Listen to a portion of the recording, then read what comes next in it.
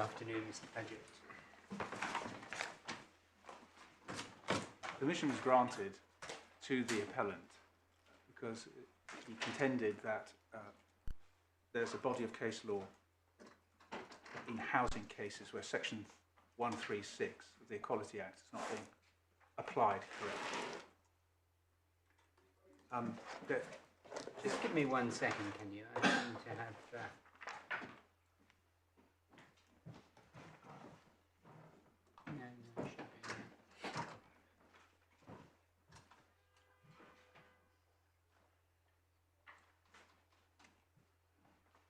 power, but all dead.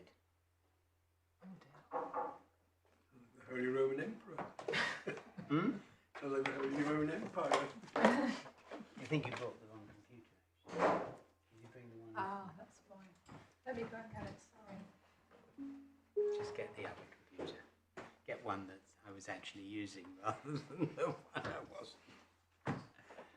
Yeah. Okay, well, you carry on and I'll catch up.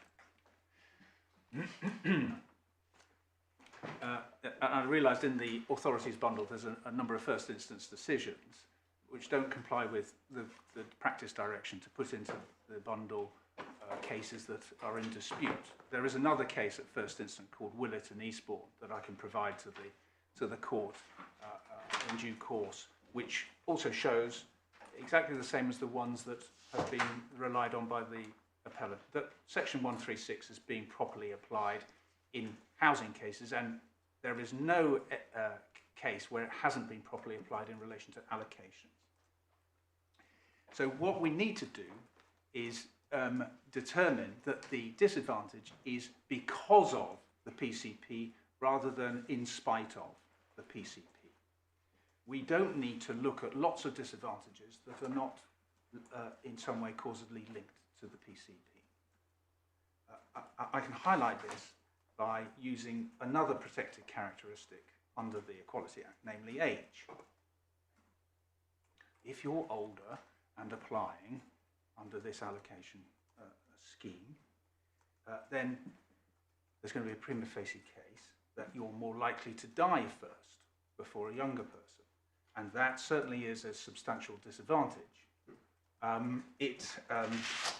At least in all temporal matters, and in the jurisdiction of this court and the Equality Act. But it has nothing at all to do with the PCP. It is in spite of rather than because of the PCP.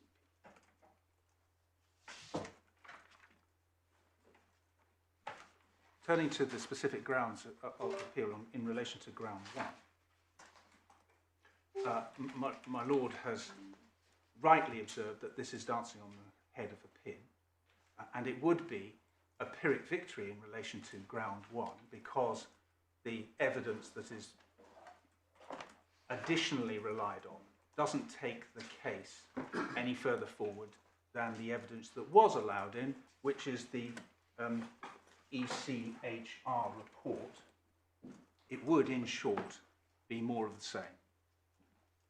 And that's why the judge below was completely right in her approach. What the ECHR report does do is it does highlight the point of because of rather than in spite of by using an example. It talks about allocation policies under Chapter 4, which starts on page 128 of the supplementary bundle, please.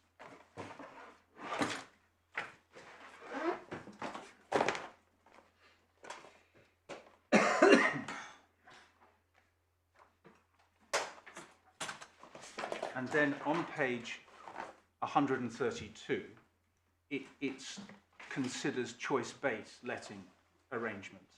This allocation scheme is such an example.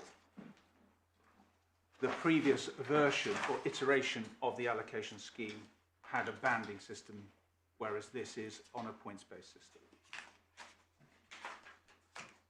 And the report says in the second paragraph, some individuals may be disadvantaged by a choice-based lettings because the approach relies on applicants actively bidding on properties. So which page are you on? Page 132, please, my lord. Yep, thank you. Yeah. And in the second paragraph, it says, some individuals may be disadvantaged by choice-based lettings because the approach relies on applicants actively bidding on properties and often without sufficient information on the accessibility of the properties that is available. So that's very focused on, is this PCP causing a problem? And then the second sentence is even more germane. In addition, reliance on online registration and provision also creates barriers to some groups because some groups find it difficult to access online rather than paper versions, and they need to be assisted with that by going to the local authority. So that is very focused on the PCP and how does the PCP affect particular categories of people. So it's exactly what you should be doing in providing evidence for any challenge under section 136. The judge was consequently completely right at paragraph 36 and 37 of her judgment, which is at page 104 of the main core bundle.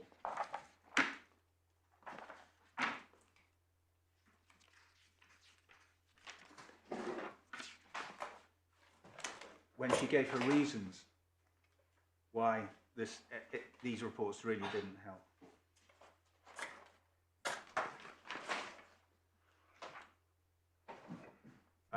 At the end of paragraph 36 on page 104, she explained why the evidence didn't assist. The reports do not assist in establishing whether Enfield are misapplying their own allocation scheme or whether there is a cap on priority for homeless applicants. That is discriminatory. She then explained what you did need to provide at the beginning of paragraph 37. The evidence that RR needs to provide is that the allocation scheme creates a PCP that can place a disabled person at a disadvantage compared to a non-disabled person. And this documentation does not assist in establishing that.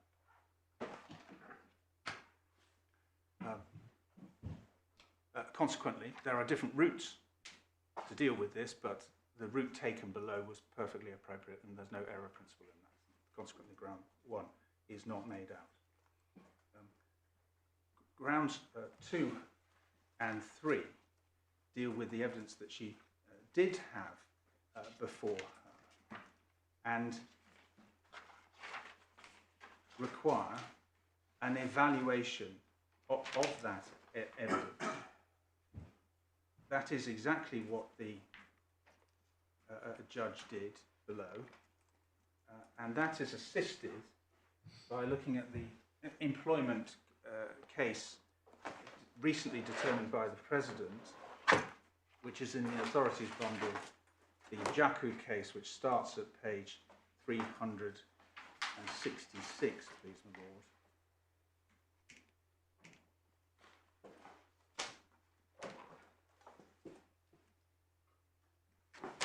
Yeah. And paragraph 60, which is on page 385,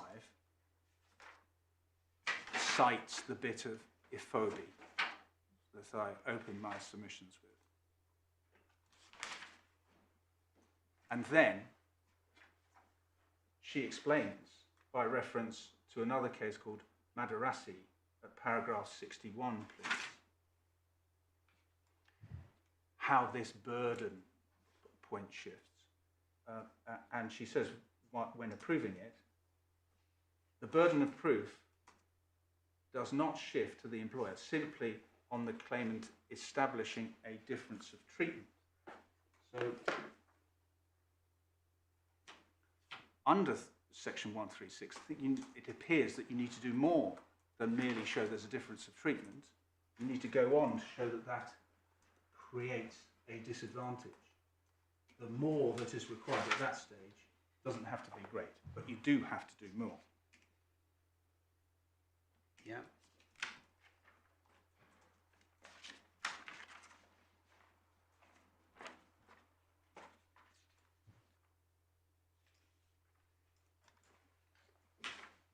The judge dealt with this by applying the correct test at page 111, paragraphs 69, sorry, page 112, paragraph 69 to 71. Sorry, student supplementary bundle. I'm sorry. In the authorities bundle. No, in the core Core bundle. bundle, sorry. Sorry, the judgment. Oh, right, sorry. So sorry.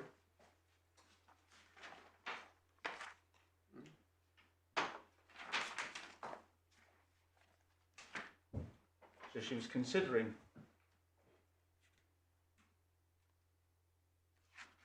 paragraphs 69 to 71,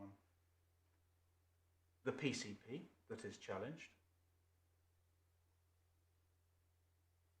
and the fact that there is no evidence germane to the PCP, and she, in her own words, recites what was said in Aesop, that you can't just make bald assertions to make out a prima facie case.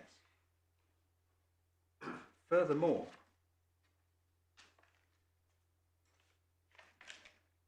she also concludes that the different treatment, if there had been different treatment, was justified at paragraph 167, which is at page 111, please, my lords. Even if, she says in the second sentence,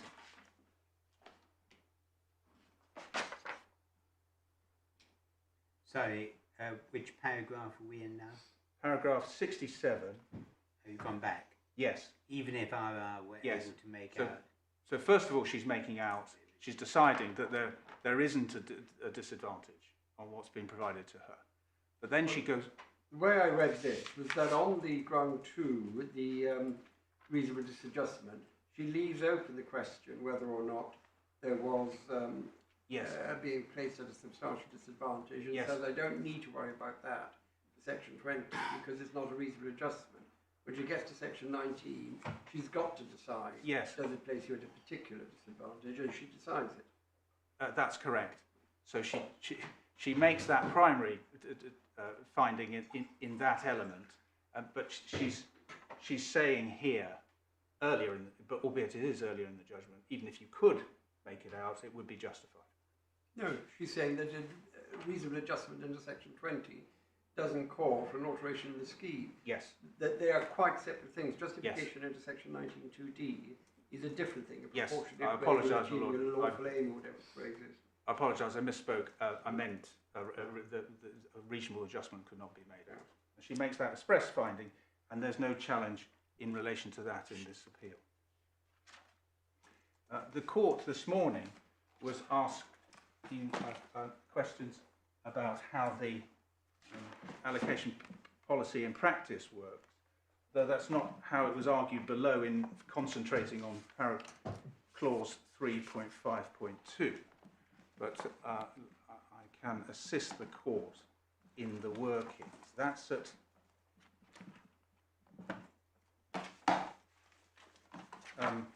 page 48.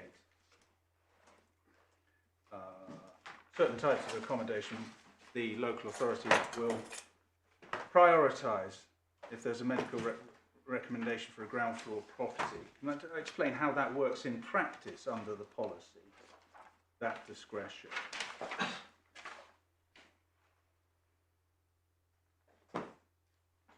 So direct offers are explained on page 53, please. Under the heading number 5, direct offers.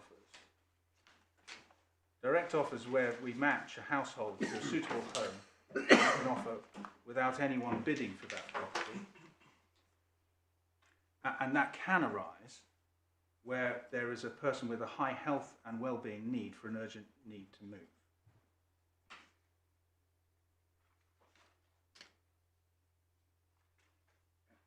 So in this instance, that really focuses the allocation policy on people that have specific needs, and then they can utilise ground floor accommodation for those people under a direct offer.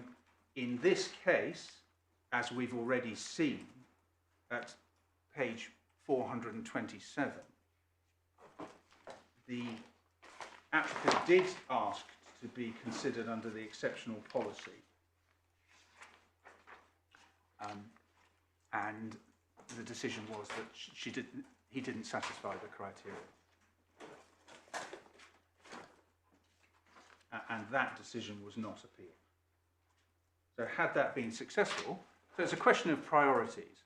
Had that been successful, there would have been the 1,000 points, and so that would have utilised higher priority within the system.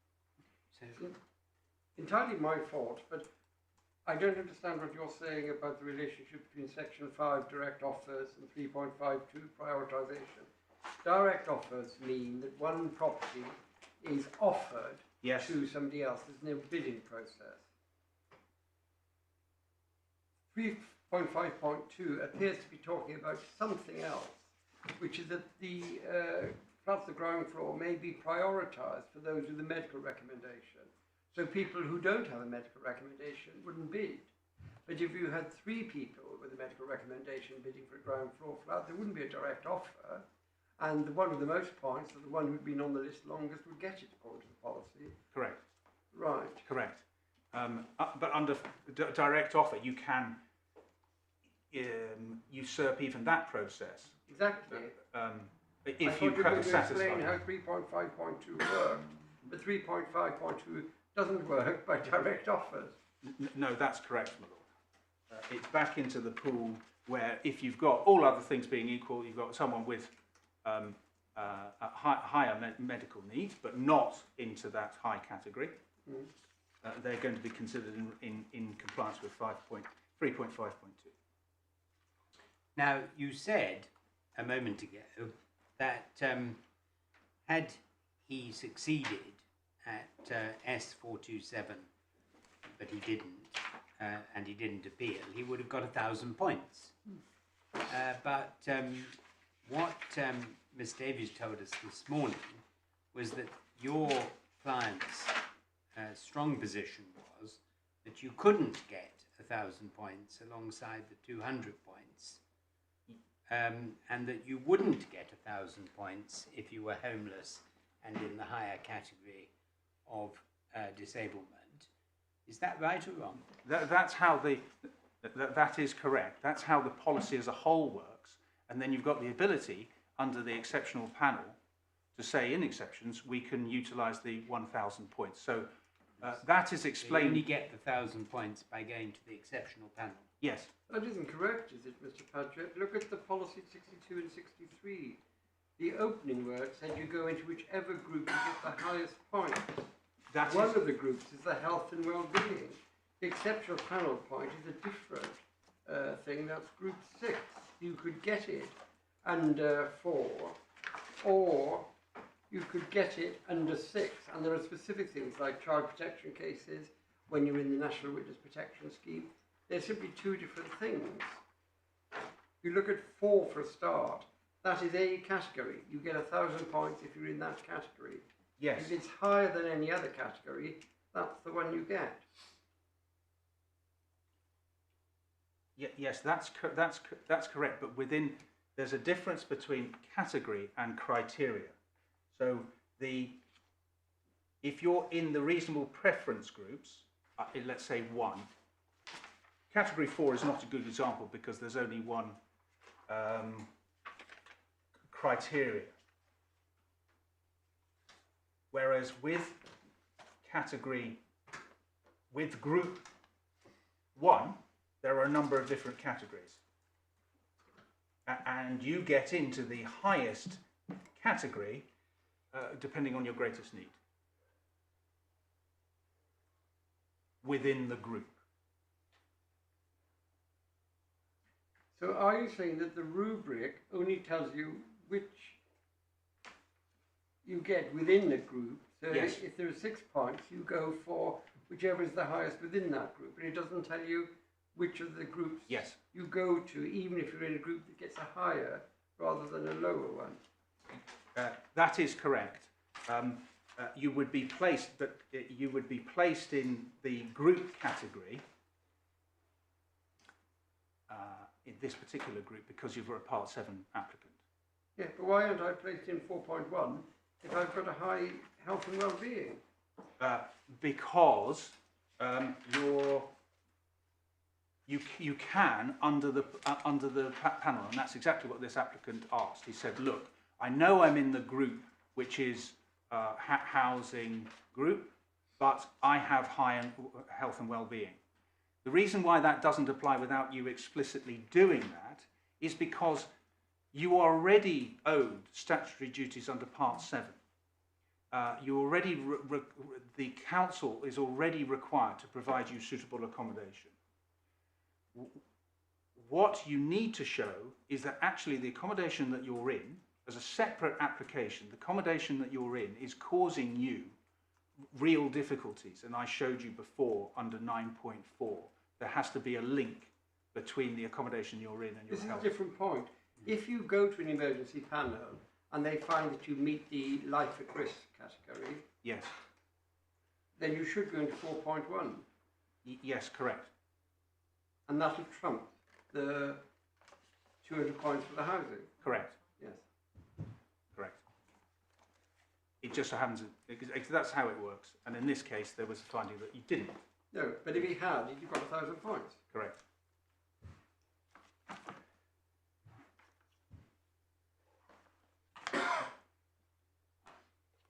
That letter explains the reasoning behind, save for being able to show that, why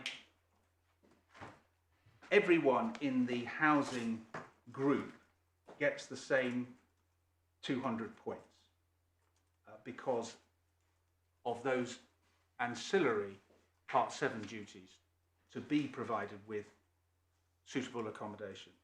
That's at page 431. Well, and can I just ask you about page 65? yes,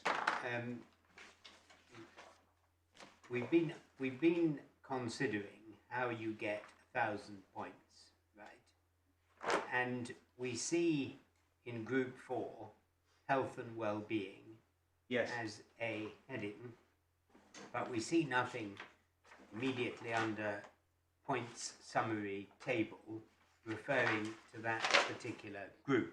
yes, correct. However, let me finish. When you go to the next entry after additional preference groups on page 65, we see the words health and well-being points are not available to applicants who have points awarded as being homeless or threatened with homelessness. And underneath that, we have the health and well-being, medium health and low health.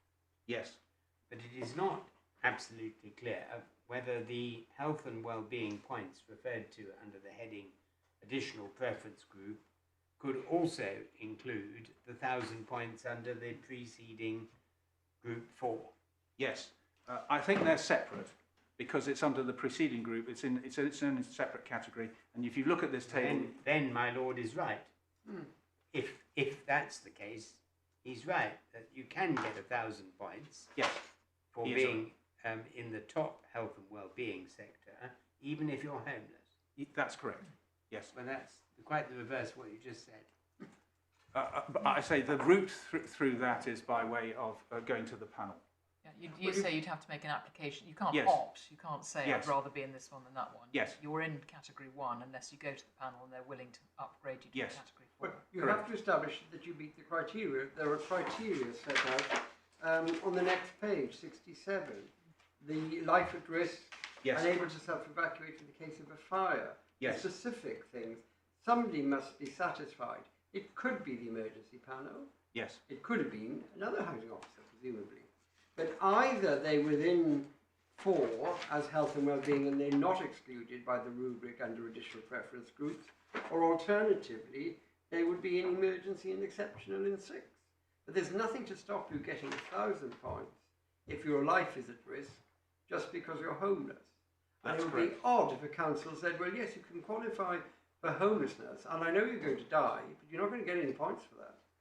It's a bizarre reading of the policy. That's correct, and my lady has explained the route to that through the policy. That's correct. Good.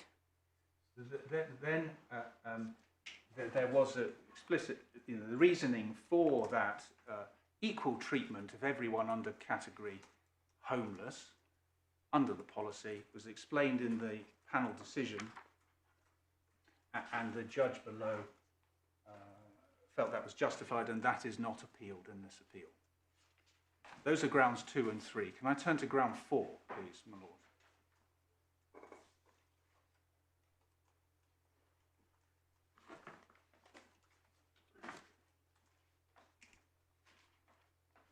Under ground 4, the judge below found that there was a duty to monitor, but it wouldn't have made a difference in this particular instance. She reached the right decision, but by the wrong route. There did not need to be a requirement to monitor, and she did not find why there was such a requirement. And the discussion that my Lord or Justice Lewis had this morning in relation to that, it is exactly right.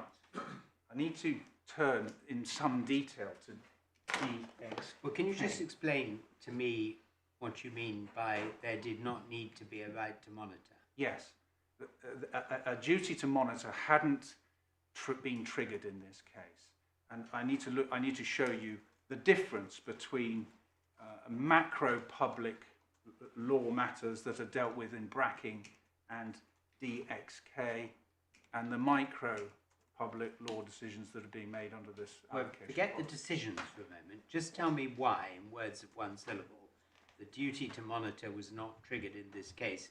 Ms Davies has told us very clearly that the duty to monitor came in on May 2023 when the, I can't remember, the decision was made, because they then knew that it was creating a problem. No. But that's what she says. I'm not saying it's right. All that was said then was there's a bald assertion that there's a problem.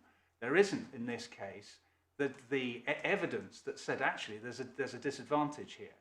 So people going around saying, oh look, you've got a problem, isn't enough to trigger a duty to monitor at all. You need to have a substantive case before there's a duty to monitor.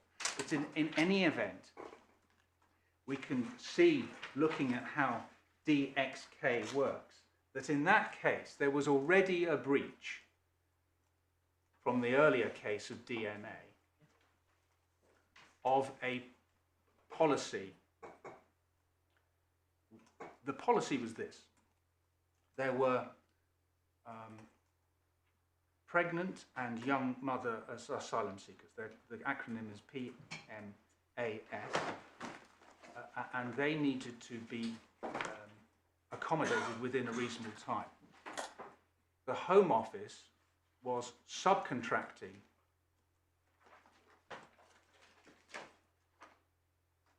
accommodation provision under a fixed amount per person.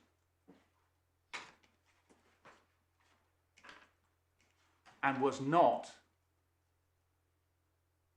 monitoring whether the PMAS class were getting the accommodation. There was an incentive, there was a disincentive to accommodate this type of asylum seeker because they required more care than the standard asylum seeker. And so consequently there needed to be monitoring to see if this group was being properly looked after. Well, what's the difference with the case here? Miss Davis says, there needs to be monitoring to see if the disabled people are being properly looked after. Because there was already an earlier case finding that they had not been looked after under the system, the DNA case. And So DMA found a breach. Yes. And then DXK comes later about what have you done since the breach. Yes. That's really the question. Yes, and they said you need to, and there was an explicit requirement in that case to monitor.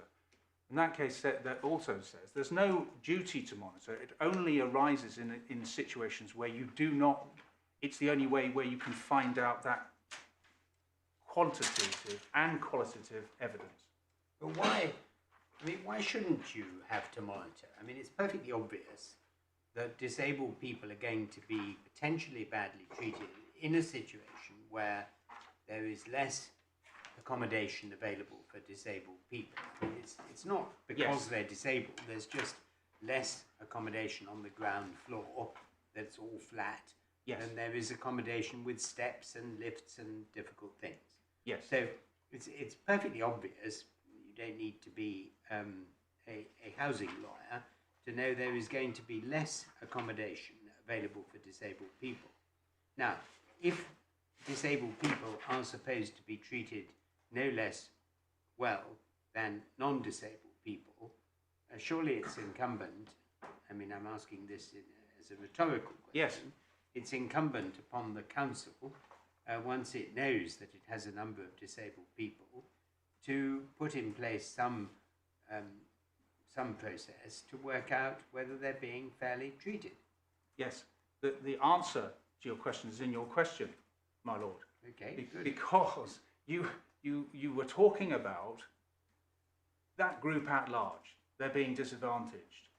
And it may well be useful for a local authority to get some data to analyse that group as a whole. But it needs to, again, there's to be tethered to the PCP, the allocation scheme. There was no evidence that this allocation scheme was causing any disadvantage to that group. There was no evidence that this allocation scheme was a breach of section 149, that we'd had due regard when providing and authoring and endorsing this allocation scheme in May 2020, and it is 2020 rather than 2021 on the face of that EIA,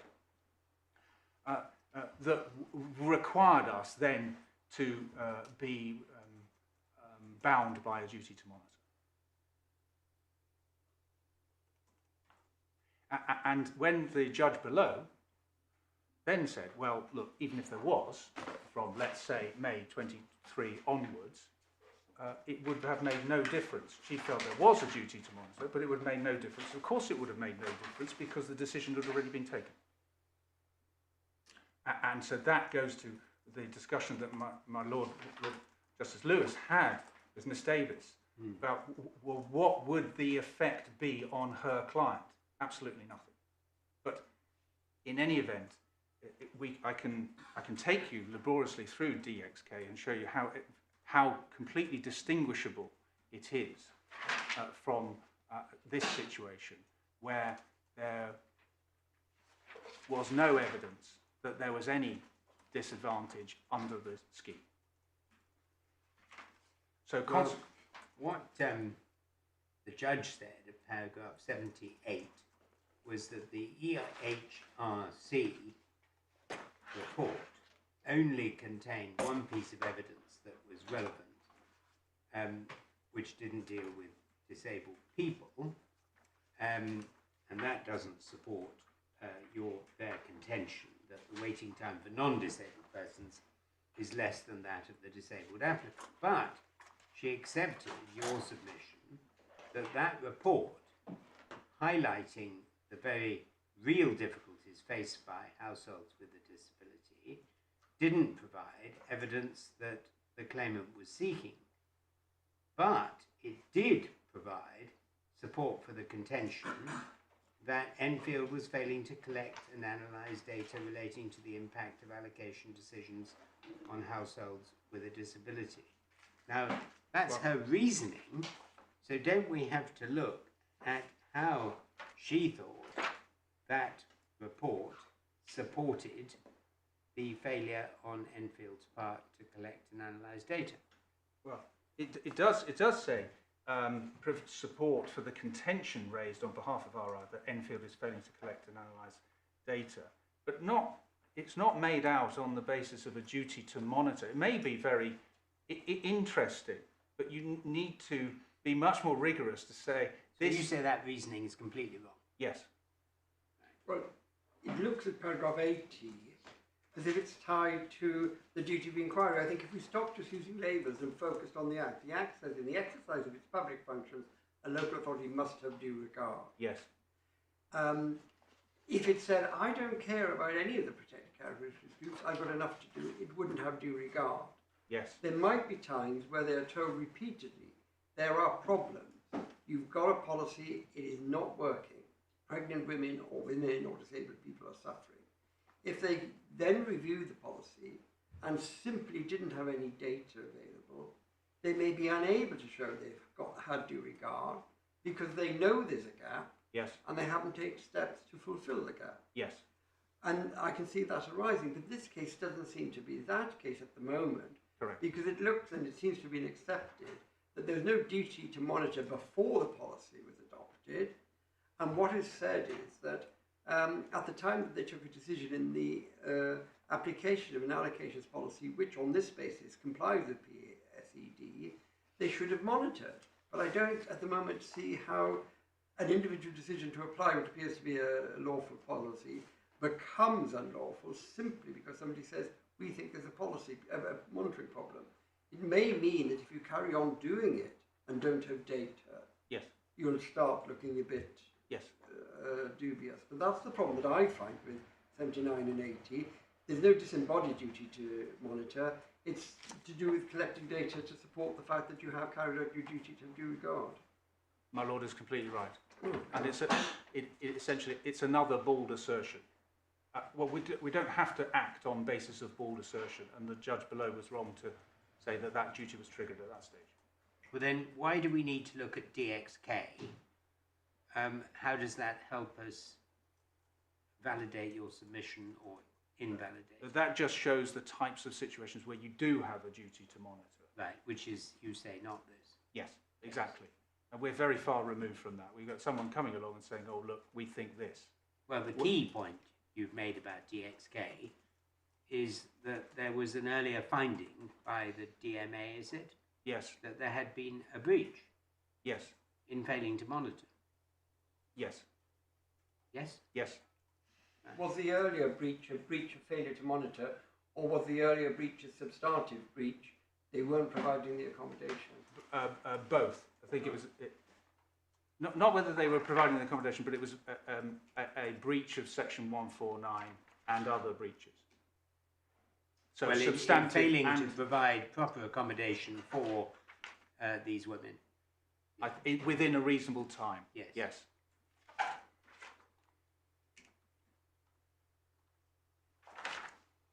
So it doesn't matter which route you go to it. You could either say wrongly, oh, there's a duty to monitor that's been triggered here, but it wouldn't have made any difference on your decision. Well, I mean, it would be strange if a duty to monitor just arose out of the ether. Yes. But you could imagine it arising out of the ether in the kind of case that DXK was about, because, you know, they had a special duty to house PYMAS within a reasonable time, and if they did nothing, and they subcontracted it, and if they did nothing to make sure that the subcontractor was reaching performance targets, that might well be an immediate breach, mightn't it? Yes. I think I can cure the tension between your discussion on DXK and my Lord Justice Lewis. My Lord Justice Lewis said there is not a requirement to monitor out of the ether. Yeah. But it's again in your question, my Lord, when you said that it is in relation to the subcontracting and the particular fact of that case, then that will trigger Yes. the duty. Yes. You don't If you- have that duty at If large. you try and delegate your So duty, I think that's how we align the tension between you can't two just comments. so you can't just delegate your duty to somebody else and say, well, I asked them to do it, but actually they didn't do it. Then you probably are getting yourself in what my lord calls dubious territory. And there's another example, the Bridges example, where they adopted a test pilot in South Wales, close to my heart, with facial recognition. Waste of time, there are no criminals in South Wales. But that's what they did in South Wales. That was Bridges. Bridges. No, And no if you- criminals in South Wales. None at all. None English at all. ones coming across the border. None homegrown.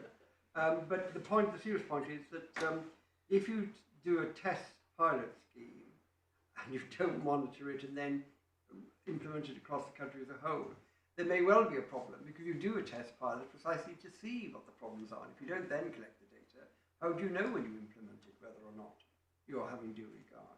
So that would be another one, like the delegation one.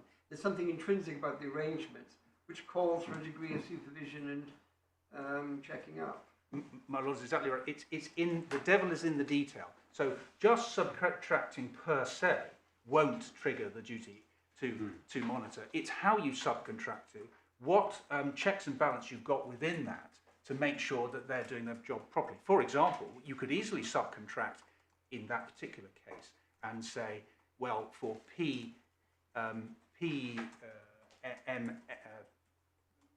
PDMAS category, PYMAS, is it? Pregnant and young mothers. mothers, yeah, PYMAS. Yes. Asylum seekers. We're going to give you more money Mm. for that category. So then this difficulty wouldn't arise. You wouldn't need to monitor for that particular issue. You might need to monitor for other issues. But so there's a number of ways in which the So you say no duty here. They were housing disabled and non-disabled people. There was no reason to suppose that they had to look at what was happening particularly to disabled people any more than they had to look particularly at what was happening to any other group of people they were homeless people they were housing until they became aware that there was some discrimination alleged.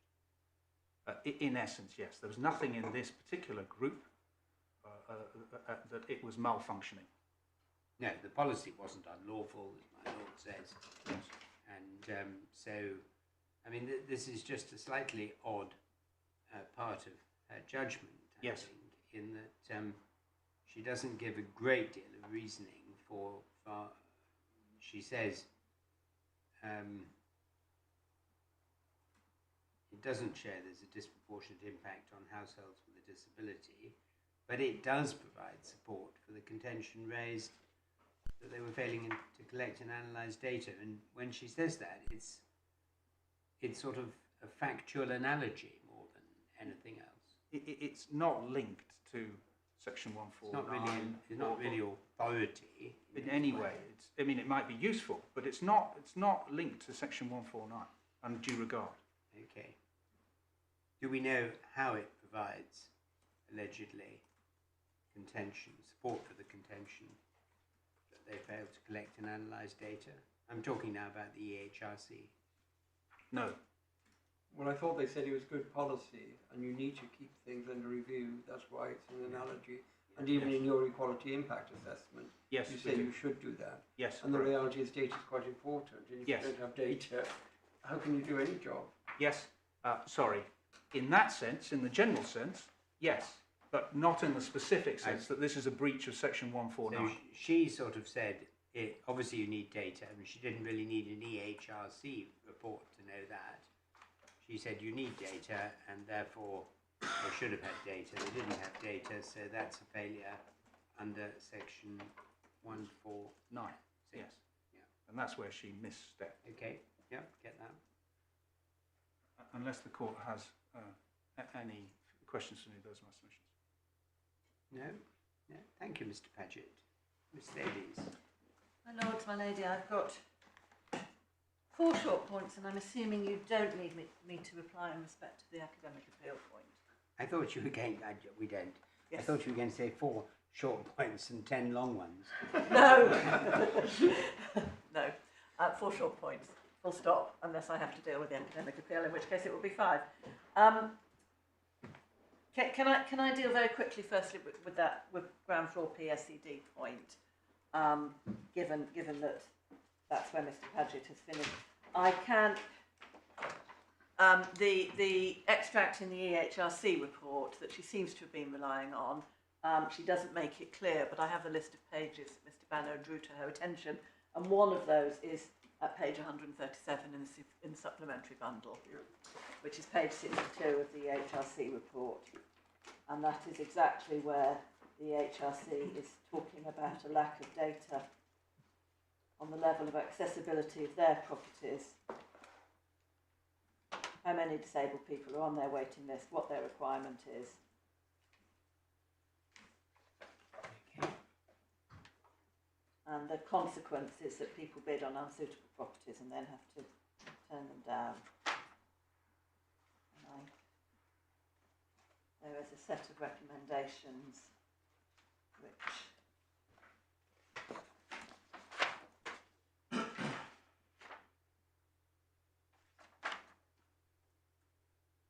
so that's the data, the HRC point. What I would say, and we've gone round this, but just the EIA, because it expressed its intention to monitor, that brings us into DMA DXK territory. So where does it say that? In the EIA, it says it in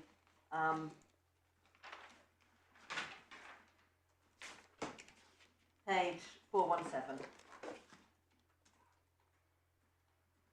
It's at the end of the extract, the consideration of people with disabilities, under the heading mitigating actions to be taken.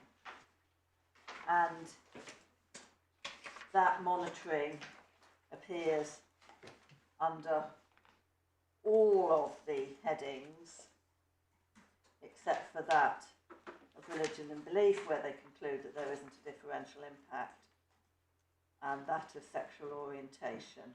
But even then, having concluded that there is a differential impact, they state that they will monitor.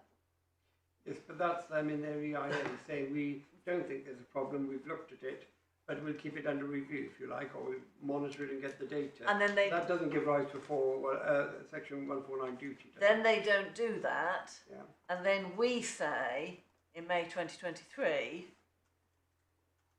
we're pointing out discriminatory treatment, disadvantage for disabled homeless households. Yeah, we don't have that letter, you say that, do we? We don't. I mean, we can make So it available. We can make it available. But we make the point, and so we say that a lawful response would have been that in order to comply with the duty, if not earlier, at that stage. Sorry, at which stage? In May 23. Yes, but what you accept what my Lord is putting to you, which is that simply saying you intend to monitor all discrimination in relation to protected characteristics does not give rise to a duty to do so under 149. But then when it's pointed out that there is disadvantage on the basis of disability. Well, pointed out, I mean, do you really say pointed out? If somebody writes a letter saying, I think that there is disadvantage arising in relation to disabled applicants, would that be enough if it was a letter from a well-wisher? On these facts, it's enough because the council had already considered that it was right to monitor. They all know it's right to monitor. It's good practice. The HRC says it. You can't do jobs without data. That's different from Section 149. Must have due regard in the exercise of your functions. The functions will be reviewing the policy and adopting a new one, or taking decisions under it.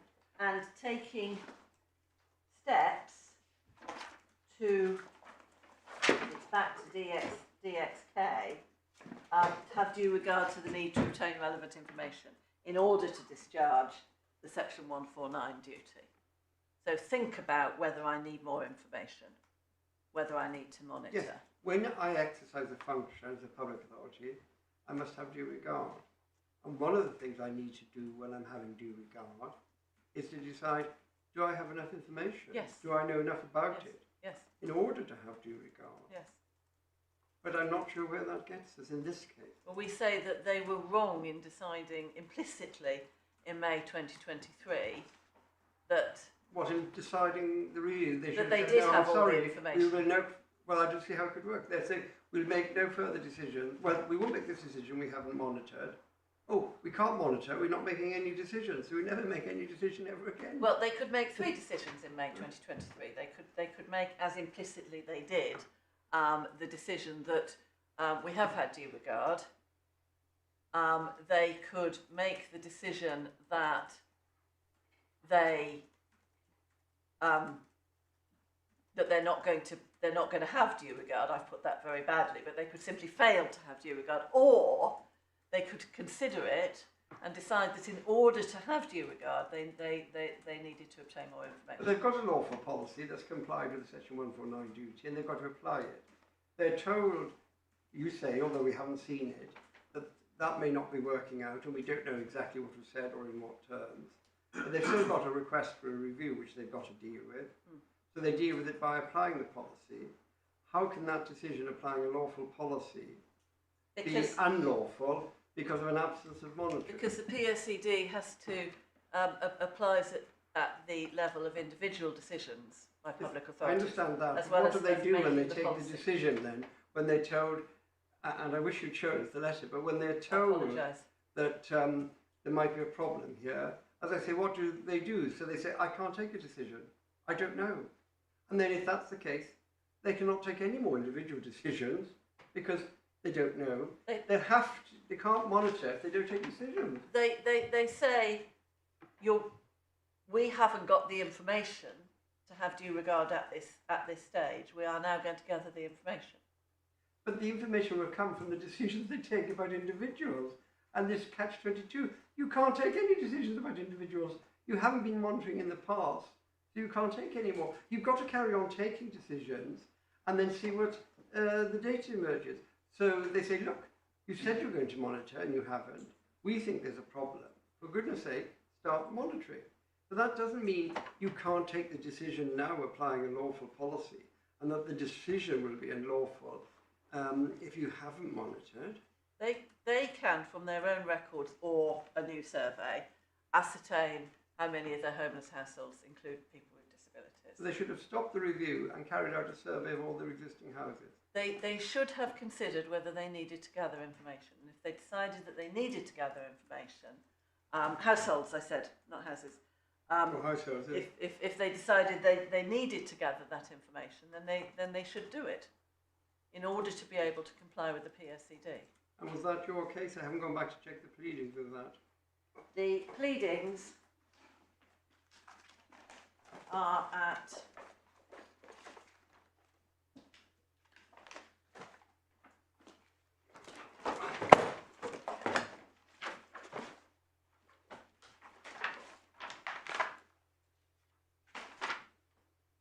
No, it's very short, it's page 193. Yes. Its equality impact assessment dated the 12th of May 2020 failed to recognise that changes to the allocations rules. Well, that wasn't what the judge found. It's the next bit. It's failed to monitor the impact Yes, of the PCP on households with disabilities. and then failed to re-comply with the PSCD since being put on notice. And what does that mean? That means review its policy. Or start monitoring so they can see if the policy is working. That means, yes, that means make a decision, try to have due regard, and trying to have due regard, again I'm being very colloquial, I apologise, includes, under all the authorities, including most recently DXK, having regard to whether they need to collect information. Yeah, what you're missing in that analysis is the actual words of the Act in the exercise of functions. Yes, And going back to that, and I know we've gone over this, but just one last go. yes, The exercise of function was the taking of the decision on the review. It had been requested and they had to take a decision on it. In what sense is the failure to monitor, since they've had the policy and being told they should be monitoring, how does that translate into the individual decision being unlawful? because we say that a lawful decision maker would have advised himself or herself that they didn't have the information to comply with the PSED as of May 2023.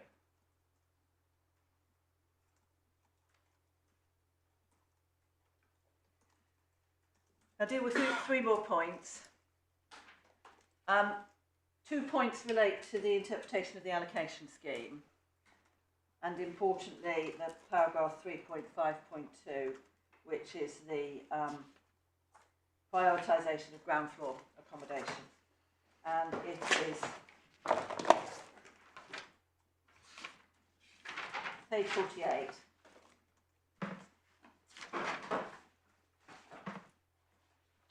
Now, this is the first time that this has been raised in these proceedings, and it has never been Enfield's case that ground floor properties were ring-fenced for those who had an assessed medical need for them. Enfield's case around how the policy works and putting forward safety valves has been the opportunity to apply to the emergency panel, which I'm going to come to, and the possibility of being made a direct offer of adapted properties. It's never been said, and my lady and I then had a discussion about if these ground floor properties were ring-fenced, what's the pool of those properties, and then how big is the pool of people who are reserved to bid for it. But that's not, Enfield has never put forward any evidence that that is how that property, that is how that policy works, and that it is ring-fenced. We say that the wording of the policy is clear, that they're not ring-fenced. I'm sorry, what Mr. Paget said is that all other things being equal, those with the high medical needs will be prioritised. That's my note. 3.5.2 is in stark contrast to 3.6 on the other page. Wheelchair adapted properties, where it's clear that they are ring-fenced. And very different words are used. The homes we reserve for this group are specifically those that have been adapted. A direct offer will be made.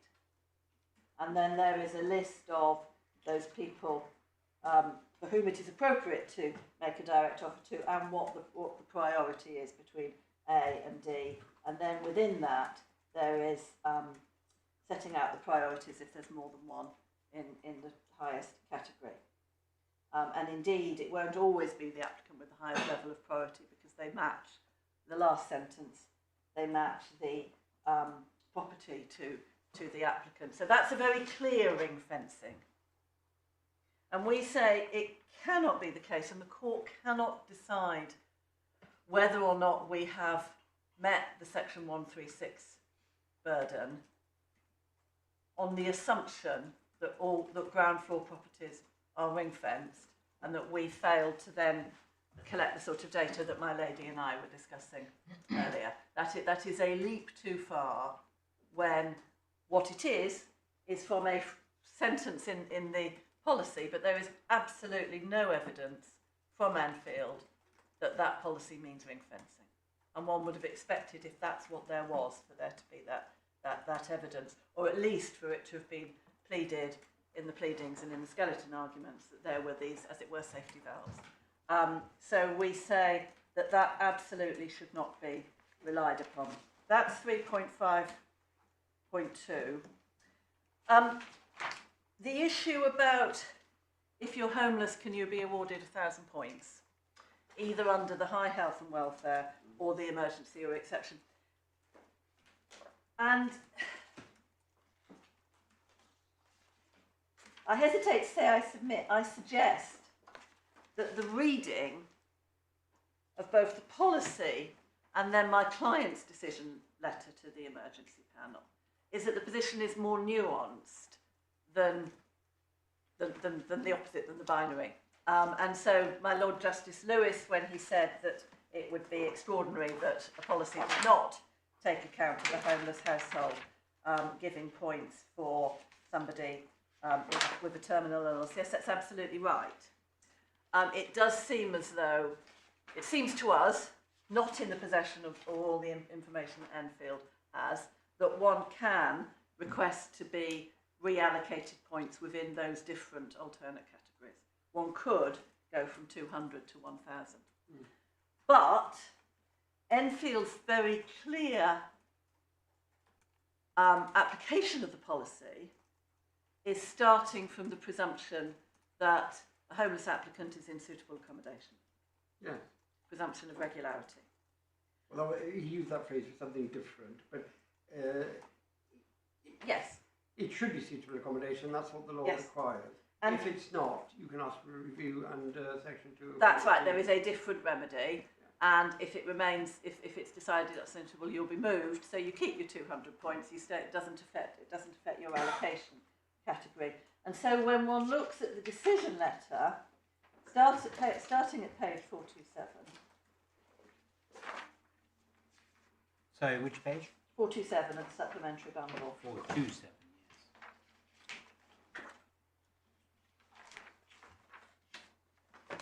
And if we look at the various criteria that he asks to be considered under, so this is, I put this forward as an example of how it seems that the policy works. Bottom of 429 is criteria E is set out. Serious risk of harm, either to themselves or other persons. And they, at top of 430, it's agreed that the accommodation is unsuitable because it's too small. The panel will be recommending an offer of temporary accommodation is made as soon as possible. Then F, whether or not somebody could possibly fall within 2 priority need. Sorry, when you refer to E and F, is this going back to the top of 428, is it?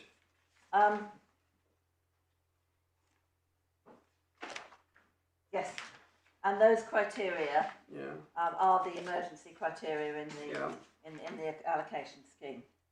So F, possibility of 2 priority need groups, which is slightly what my Lord Justice Lewis and I were discussing earlier. Down the bottom of the page, the decision, the panel noted that the allocation scheme precludes homeless households from accruing these points. That could be argued that they are deciding that you cannot possibly fall into that criteria, you are precluded. Not that we'll consider and decide that you don't, but precluded. They then consider, the panel were not inclined to override this, so there's an exceptional override, because they're not in receipt of support from social care, they're not satisfied the provision of private sector accommodation constitutes an absence of settled residence.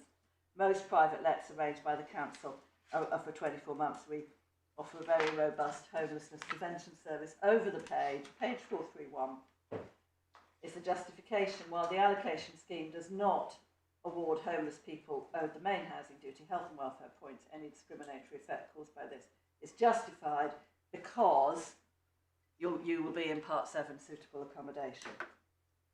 And indeed, we see that elsewhere at page 432 under criteria. At 431, halfway through, they do begin to consider the definition of how it precludes homosexuals from accruing health and well-being points. And whilst a high award is a reasonable preference in and of itself, we are not inclined to override this on exceptional grounds. Yes. So they're assuming they could override it. Yes. But then they go on and say, no, we're not here Yes. because they're on the ground. And they do that again at the bottom of 431, and they do at 432, they say, they note that the health is suffering, confident wants a suitable alternative property, which would be Part 7, has been located situation. In other words, it would be very difficult for a homeless household to fall within the two £2,000 groups. Yes. £1,000 point £1,000 groups. points, yes. Do apologise. That because the presumption is that you're in suitable accommodation, and even when you're not in suitable accommodation, as was the case at the date of this letter, the panel, as the law says, can say, well, you're going to be moved into suitable accommodation. So I suggest difficult on the facts in most cases because Yes. work assumption is suitable.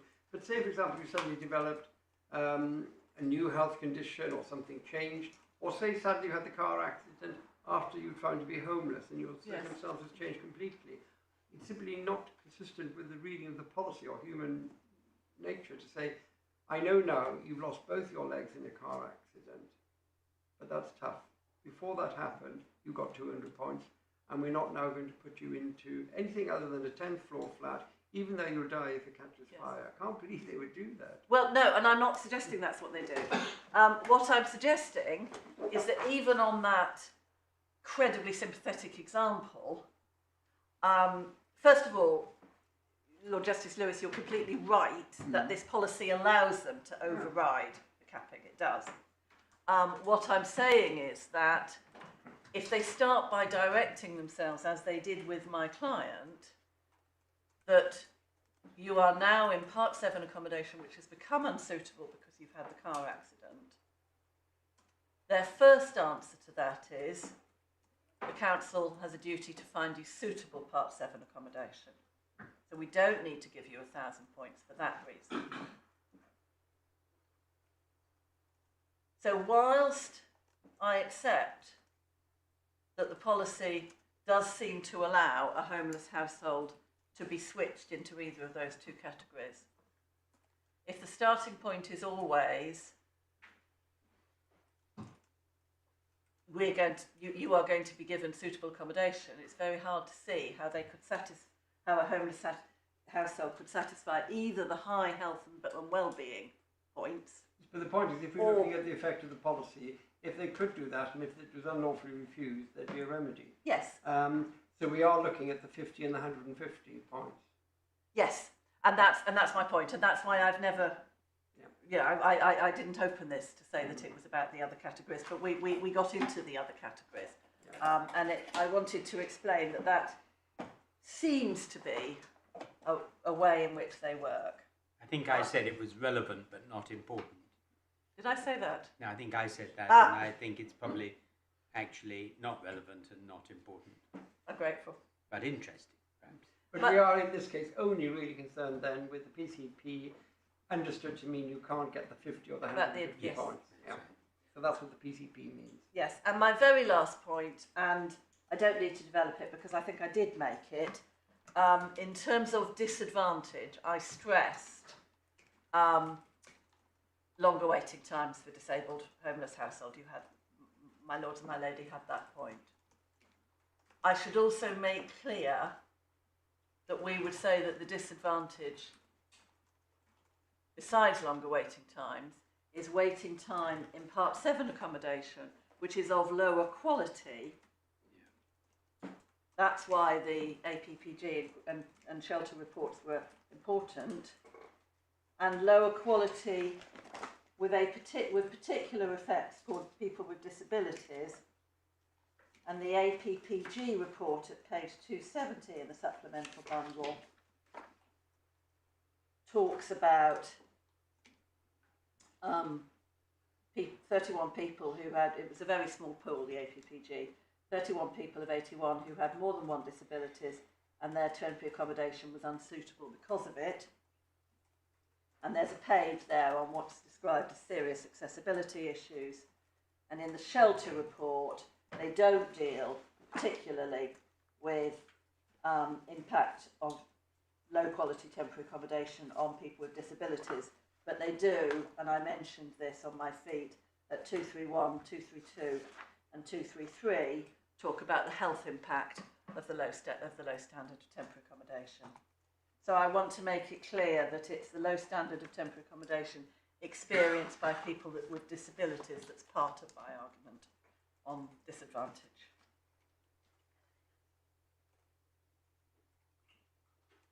Unless there's any other matter I can help. No, thank you very much. Well, that concludes the hearing this afternoon. We'll take time to consider our judgments. When we hand them down, would you please provide typographical corrections and agree an order and costs? If you can't agree, then we will decide that question in writing, not orally. Please make sure that you adhere to the embargo. which is very strictly enforced now, so that the draft judgment is used only for the purposes I've mentioned and no other purposes of any kind. Thank you both. Thank you all very much, including the Housing Centre. Thank you for your submissions, which we will consider most carefully. Great. All right,